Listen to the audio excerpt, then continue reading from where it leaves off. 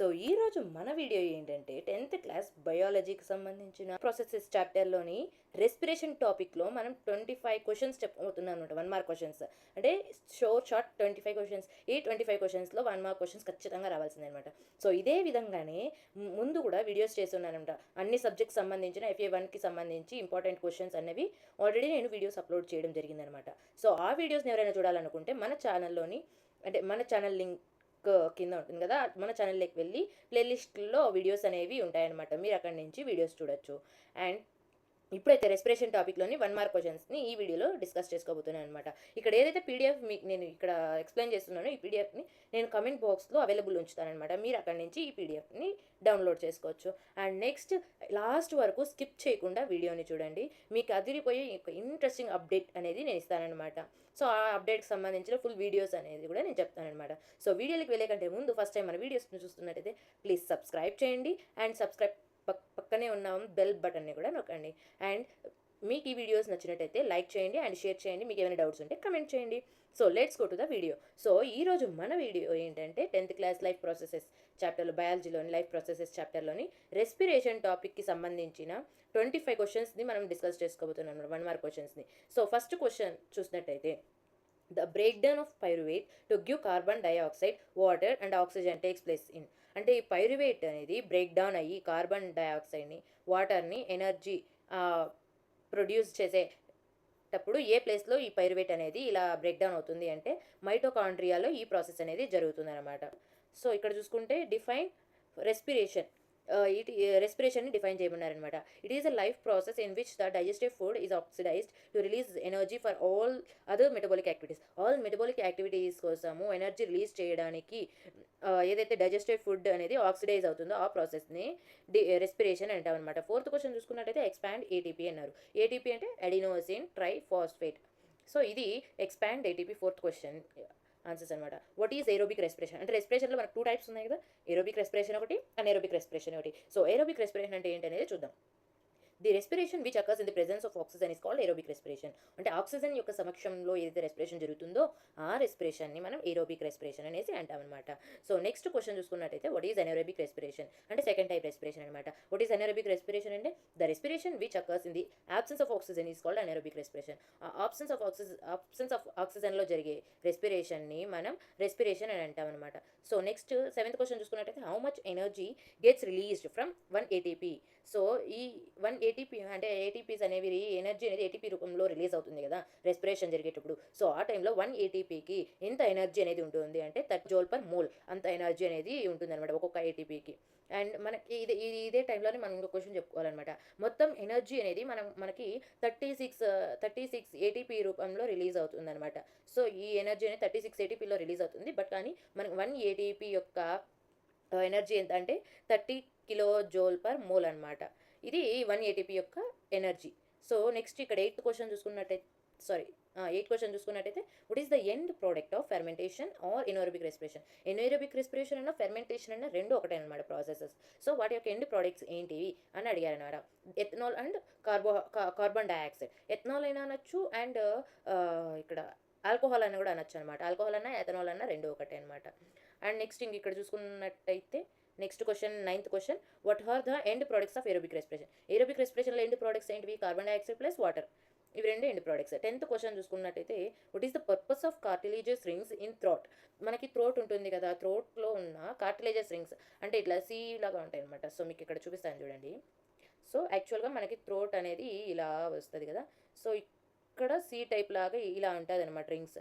ఈ రింగ్స్ వల్ల ఉపయోగం ఏమిటి అని అడిగారు. సో చూసుకుంటే ఆ question the cartilaginous rings ensure that air passage does not collapse. మనకి ఏదైతే ఎయిర్ అనేది పాస్ అవుతుందో మన థ్రోట్లో ఆ ఎయిర్ పాసేజ్ని కొలాప్స్ చేయకుండా ఉండడానికి సహాయపడతాయి అనమాట ఈ కార్టిలేజినియస్ రింగ్స్ అనమాట.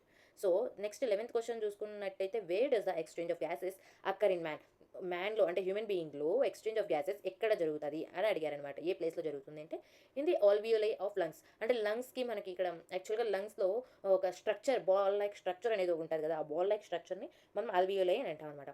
ఆ ఆల్వియోలి అంటే లంగ్స్కున్న ఆల్వియోలియోలో మనకి ఎక్స్చేంజ్ ఆఫ్ గ్యాసెస్ అనేది జరగడం జరుగుతుంది అనమాట ఈ ఫంక్షన్. సో 12th క్వశ్చన్ చూసుకున్నట్టయితే ద క్వశ్చన్ వచ్చేసి what is residual volume of air. Residual volume of air అంటే ఏంటి అన్నది 12th క్వశ్చన్ అండి. ఆన్సర్ వచ్చేసి the amount of air left behind the lungs after expiration. అంటే మనం ఏదైతే ఎయిర్ని బ్లోఅవుట్ చేస్తాము, అంటే బ్లోఅవుట్ అంటే ఏదైతే ఎయిర్ని మనం బయటికి వదిలేస్తామో ఆ వదిలేసిన ఎయిర్ తర్వాత లంగ్స్లో ఇంకా కొద్ది ఎయిర్ అనేది ఉంటుందన్నమాట. కొద్దిగా అమౌంట్ ఆఫ్ ఎయిర్ అనేది లంగ్స్లో అలానే ఉంటుందన్నమాట. ఆ మిగిలిన ఎయిర్నే రెసిడ్యుయల్ వాల్యూమ్ ఆఫ్ ఎయిర్ అనేసి అంటాం అనమాట. సో నెక్స్ట్ 13th క్వశ్చన్ చూసుకున్నట్టయితే which substance turns lime water into Milky white. A substance అనేది లైమ్ వాటర్ని మిల్కీ వైట్ కలర్లోకి చేంజ్ చేస్తుంది అంటే మనకు ఆన్సర్ ఏంటి? కార్బన్ డైఆక్సైడ్, CO2 అన్నది లైమ్ వాటర్ని మిల్కీ వైట్లోకి కన్వర్ట్ చేస్తుంది అనమాట. సో 14th క్వశ్చన్ చూసుకున్నట్టయితే pyruvate in the presence of oxygen. అంటే ఆక్సిజన్ సమక్షంలో పైరువేట్ అనేది CO2 plus H2O water plus ఎనర్జీని రిలీజ్ చేస్తుంది అనమాట. పైరువేట్ బ్రేక్ అయ్యి ఆక్సిజన్ సమక్షంలో. ఈ స్టెప్ అనేది ఎక్కడ జరుగుతుంది అని అడిగారనమాట. ఏ యొక్క ఆర్గనల్లో జరుగుతుందంటే మైటోకాండ్రియాలో జరుగుతుంది అనమాట. నెక్స్ట్ ఇంకో క్వశ్చన్ 15th క్వశ్చన్ చూసుకున్నట్టయితే in muscles when there is no sufficient oxygen the pyruvate is converted to. అంటే ఎప్పుడైతే మన మజల్స్లో ఆక్సిజన్ అనేది సఫిషియెంట్గా ఉంటుందో లేదా ల్యాక్ ఆఫ్ ఆక్సిజన్ అనేది ఉంటుందో అప్పుడు పైరువేట్ అనేది లాక్టిక్ యాసిడ్గా కన్వర్ట్ అవుతుంది అనమాట. సో అర్థమైంది కదా, పైరువేట్ అనేది లాక్టిక్ యాసిడ్గా కన్వర్ట్ అవుతుంది. 16th క్వశ్చన్ చూసుకున్నట్టయితే the conversion of glucose into pyruvate takes place in. అంటే ఫస్ట్ స్టెప్ చెప్పుకున్నాం కదా, ఫస్ట్ గ్లూకోజ్ అనేది పైరువేట్గా కన్వర్ట్ అవుతుంది. మళ్ళీ తర్వాత ఏరోబిక్ రెస్పిరేషన్లో అయితే పైరువేట్ అనేది అంటే స్ప్లిట్ అవుతుంది అనమాట. CO2ని వాటర్ని ఇస్తుంది. అదే మనకి ఇక్కడ ఎనరోబిక్ రెస్పిరేషన్లో అయితే కనుక లాక్టిక్ యాసిడ్ ఫామ్ అవుతుంది. ఆ ఎథనాల్ ప్లస్ కార్బన్ డైఆక్సైడ్ని రిలీజ్ చేస్తుంది అనమాట. సో ఫస్ట్ స్టెప్ ఏదైతే ఉందో the conversion of glucose into pyruvate అనేది ఈ ప్రాసెస్ అనేది ఎక్కడ జరుగుతుంది బాడీలో అంటే సైటోప్లాజంలో జరుగుతుంది, సెల్స్లో. సో ఇక్కడ 17th క్వశ్చన్ చూసుకున్నట్టయితే fermentation takes place in. Fermentation ఎక్కడ జరుగుతుంది ఎక్కువ అనేది చూసుకుంటే ఈస్ట్లో జరుగుతుంది అనమాట. సో 18th క్వశ్చన్ చూసుకుంటే during vigorous exercise the occurrence of cramps in the outer muscles of an athlete is due to the conversion of pyruvate to. అంటే ఎవరైనా అథ్లెట్స్ ఉంటారు కదా, అథ్లెట్స్ ఎక్కువ ఎక్సర్సైజ్ చేసిన తర్వాత అవుటర్ మజిల్స్ అనేవి ఎక్కువ క్రాంప్స్ అంటే పెయిన్స్ అనమాట, పెయిన్స్ వస్తాయన్నమాట. అలా పెయిన్స్ వచ్చేటప్పుడు అది కూడా ఎందుకు పైరువేట్ అనేది ఏ విధంగా కన్వర్ట్ అవ్వడం వల్ల ఈ విధంగా జరుగుతుంది అంటే లాక్టిక్ యాసిడ్గా ఫామ్ అవ్వడం వల్ల ఈ యొక్క ఎఫెక్ట్ అనేది జరుగుతుంది అనమాట, క్రాంప్స్ రావడం అనేది జరుగుతుంది అనమాట. 19th క్వశ్చన్ చూసుకున్నట్టయితే the energy currency of the cell is. Energy currency of the cell అని దేన్ని అంటాము అంటే ATP అనేసి అడినోసిన్ ట్రైఫాస్ఫేట్ని energy currency of the cell అనేసి అంటాం అనమాట. సో 20th క్వశ్చన్ చూసుకున్నట్టయితే the process of gases exchange takes place through stomata by. అంటే స్టొమాటో లీవ్స్లో ఉన్న స్టొమాటో ఉంది కదా, ఆ స్టొమాటోలో గ్యాసెస్ ఎక్స్చేంజ్ ఎక్కడ జరుగుతుంది అండ్ ఎలా జరుగుతుంది అంటే డిఫ్యూజన్ ప్రాసెస్ ద్వారా జరుగుతుంది అనమాట. 21st క్వశ్చన్ చూసుకున్నట్టయితే where does aerobic respiration occur in the సెల్స్లోని ఏరోబిక్ రెస్పిరేషన్ అనేది ఎక్కడ జరుగుతుంది అంటే ఏ ఆర్గనల్లో జరుగుతుంది అంటే ఏరోబిక్ రెస్పిరేషన్ అనేది మనకు 2 స్టెప్స్గా జరుగుతుంది కదా. సో 2 స్టెప్స్ అనేది ఫస్ట్ స్టెప్ సైటోప్లాజంలో జరుగుతుంది, సెకండ్ స్టెప్ మైటోకాండ్రియాలో జరుగుతుంది అనమాట. సో నెక్స్ట్ క్వశ్చన్ చూసుకున్నట్టయితే the sequence of anaerobic respiration in muscle cells during heavy exercises. అంటే హెవీ ఎక్సర్సైజ్ చేసేటప్పుడు ఎనరోబిక్ రెస్పిరేషన్ అనేది యొక్క సీక్వెన్స్ అనేది ఏ విధంగా ఉంటుంది అని అడిగారనమాట. ఫస్ట్ గ్లూకోజ్ అనేది సైటోప్లాజంలో పైరువేట్గా చేంజ్ అవుతుంది, తర్వాత పైరువేట్ అనేది మజిల్ సెల్స్లో లాక్టిక్ యాసిడ్గా ఫామ్ అవుతుంది అనమాట. సో ఇది అనమాట సీక్వెన్స్ ఎనరోబిక్ రెస్పిరేషన్ అనేది హెవీ ఎక్సర్సైజ్ చేసేటప్పుడు. సో 23rd క్వశ్చన్ చూసుకున్నట్టయితే the respiratory organs in fish are gills అన్నారనమాట. ఏదైతే రెస్పిరేటరీ ఆర్గన్స్ అంటే ఫిష్లోని రెస్పిరేటరీ ఆర్గన్స్ ఏవైతే ఉన్నాయో దాటిని గిల్స్ అంటారు. అదే హ్యూమన్స్లో రెస్పిరేటరీ ఆర్గన్స్ ఏంటివి? లంగ్స్ అనమాట. సో 24th క్వశ్చన్ చూసుకున్నట్టయితే మనకి ఇక్కడ which type of respiration occur in muscle cells. అంటే ఏ టైప్ ఆఫ్ రెస్పిరేషన్ జరుగుతుంది మజిల్ సెల్స్లో అంటే ఎనరోబిక్ రెస్పిరేషన్ అనేది జరుగుతుంది. 25th క్వశ్చన్ చూసుకున్నట్టయితే what happens to the chest cavity during the inspiration అనేసి ఇచ్చారనమాట. ఇన్స్పిరేషన్ చేసినప్పుడు అంటే గాలి పీల్చినప్పుడు ఎయిర్ని లంగ్స్లోకి. సో చెస్ట్ క్యావిటీ ఏ విధంగా ఉంటుంది, ఏమవుతుంది అనేసి అడిగారనమాట. సో ఇక్కడ చూసుకున్నట్టయితే వెన్ వీ బ్రీత్ ఇన్ అంటే మనం ఎప్పుడైతే బ్రీత్ ఇన్ చేస్తామో అప్పుడు రిబ్స్ అనేవి లిఫ్టెడ్ అప్ అనమాట. రిబ్స్ ఇలా పైకి లిఫ్ట్ అవుతాయి. అప్పుడు డయాఫ్రమ్ గెట్స్ ఫ్లాటెండ్. మనకి ఏదైతే లంగ్స్ కింద ఒక టామ్ షేప్ ఉంటుందో ఆ డయాఫ్రమ్ అనేది ఫ్లాట్గా అవుతుంది అనమాట. ఫ్లాట్గా అయ్యి చెస్ట్ క్యావిటీ ఎక్స్పాండ్ అవుతుంది. సో ఎయిర్ లోపలికి వెళ్ళడానికి చెస్ట్ క్యావిటీ ఎక్స్పాండ్ అవుతుంది. దాని యొక్క రిజల్టే మనకి ఎయిర్ని పుష్ చేస్తుంది అనమాట.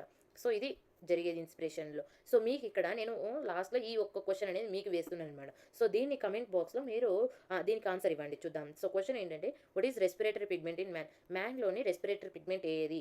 సో ఈ క్వశ్చన్కి మీరు కమెంట్ బాక్స్లో ఆన్సర్ ఇవ్వండి. సో నెక్స్ట్ వీడియోలో నేను ఈ క్వశ్చన్కి ఆన్సర్ ఇవ్వడం జరుగుతుంది, లేదంటే కమెంట్ బాక్స్లోనే నేను పెయిన్ చేయడానికి ట్రై చేస్తాను అనమాట దీని యొక్క ఆన్సర్ని. సో ముందు వీడియోలో అంటే న్యూట్రిషన్ టాపిక్లో మేము ముందు ఆల్రెడీ న్యూట్రిషన్ టాపిక్లోని క్వశ్చన్ అనేది మీకు ఇవ్వడం జరిగిందనమాట ఆన్సర్ చేయమని. సో ఆ క్వశ్చన్కి ఆన్సర్ చెప్తాను చూడండి. Which juice does not have any enzyme. So ఈ క్వశ్చన్ మీకు అడగడం జరిగిందనమాట. ఈ క్వశ్చన్కి ఆన్సర్ ఏంటంటే బైల్. బైల్ జ్యూస్ అనేది ఏ యొక్క ఎంజైమ్ని కలిగి ఉండదనమాట.